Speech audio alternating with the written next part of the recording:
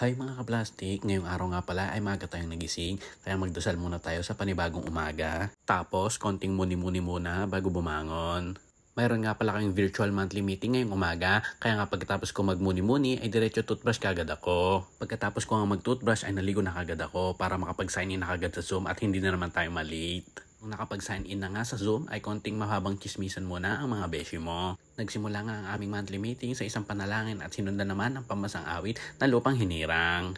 Pagkatapos nga niyan ay nagsimula na kami sa seryosong usapan ng aming meeting. Dahil nga late na natapos ang aming meeting ay solo na lang akong kakain dahil nauna na nga sila sa akin. Ulam nga namin ay adobong gulunggong, hotdog at may Shanghai pa nga. Gutom na nga ang kuya mo, akala mo naman talaga nag-ambag siya sa meeting nila.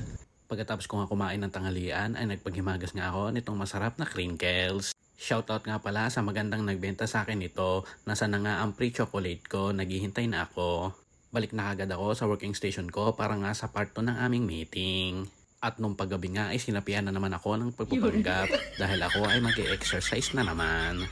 Stretching, jumping jack at talon-talon nga lang ang alam. Pakapagod na nga para nga mamayang gabi ay madami na namang makain. Well, ganun talaga. For the vlog lang. Pre, sa gabi ay mag-ML muna tayo. Tara, invite nyo ako para may tagabuhat kayo.